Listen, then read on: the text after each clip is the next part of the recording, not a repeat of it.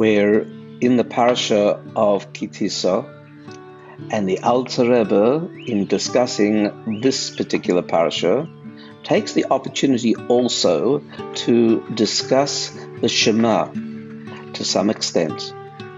And he explains as follows, as an introduction to it, that when we sing the Eishes Chayil on Friday nights, that beautiful ode to the woman of the house, this is all a metaphor of the relationship of God and the Jewish soul. And God is the husband of the home being creation, and the Jewish soul is the wife of the home.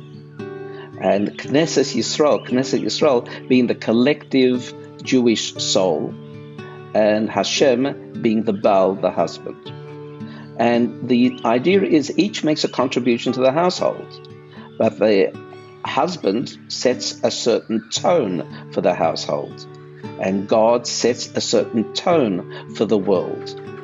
And understanding how God sets that tone means that Hashem influences us in the way that we express ourselves in the world. That's called a gate. And that's why, again, in the Eishes Chayil, we have that wonderful notion that her husband sits at the gate, an important person at the gates of the city, and influences, the husband influences the wife and the household. So it has to be through the gate that the influence takes place. And one of those gates is the gates of love. There are 4 gates: love, fear or awe, Torah, and mitzvahs. So when we talk about the gate of love, the Alter Rebbe explains how do we actually pull the gate ajar so that the influence of Hashem is able to penetrate.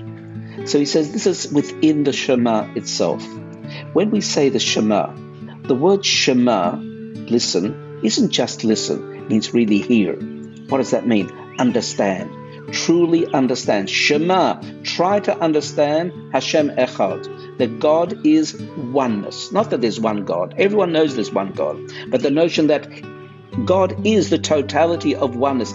Everything's within God. The heavenly creations, the earthly creations, all within Echad. Echad, the 3 letters, Aleph, Ches, and Dalet. Aleph, the oneness of everything. The Ches, 8. Chet is 8. The 7 heavens and earth, that's the 8, and Dalet, the 4 directions, north, south, east, and west. Everything's inherently within Echad, within oneness. So we have to spend time contemplating. Now, what does that mean? So the Alter Rebbe gives us a way of understanding this, the relationship of thought and speech. When we think something, it's still part of us. It's a state of oneness within us, even though within the thought are potential words, because we're going to express them. But when we express them, the expression then exits us. It becomes separate from us. The words flow out into the world. People thereby are able to take those words up. It's no longer us. God also, so to speak, thinks and speaks. And the thought process is the intention to create a world. Speech is the process of creating the world. But unlike us, when God speaks, it's like God thinking. It stays within. Now, this is an enigma that we can't possibly understand fully. But nevertheless, we accept the notion that for God, thinking and speaking is still the same inside. That's what oneness means. There's a world. Hashem projects a world. And we live in that projection, like a projection on a screen. We watch a screen, what's happening on the screen, and it takes its own independent life, affects us, we feel, we get excited, what have you, and then the projector's turned off and there's nothing. Likewise is the world. The world is a projection of God's thought onto the screen, which we call speech. And thereby, however, for God, that is part of God. That's within God. We're happening inside God. And that's the kind of deep contemplation we have to understand from the Shema. So let's do a little meditative exercise to be able to internalize this Hisbonenus, this meditative activity, the work which ultimately will give rise to the Ahavta, the state of love. So gently close your eyes and start to become aware of a thought, whatever the thought may be. A thought of something you're going to do after you finish listening. And you have some level of clarity, what you're going to do. And you might even picture yourself doing it or speaking it. But at this stage, even that clarity of speaking it or doing it is within your thought.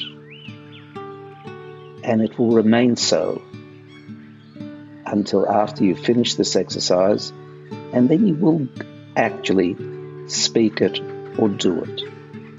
But at this moment, it's all within you. In similar mode is the ongoing creation of the world, which takes place constantly, constant creation. God's constantly speaking creation into existence. But for God, speaking isn't something that happens after the exercise of contemplating and meditating and thinking. It still is within God. And therefore all of creation is inside God. There's a projection onto a screen, but Hashem is the projector and keeps projecting. But it's all within God. And this is Echad. That's what oneness means. That we are living, the world exists within God's mind. It has independent worth and value. That's why Hashem intended us to live consciously in a seeming state of separation. But deep down, be aware, it's all within God. Echad. And gently open your eyes, coming all the way back, allowing all that to sink in when you now leave this exercise and go out and speak and do what you're going to speak and do.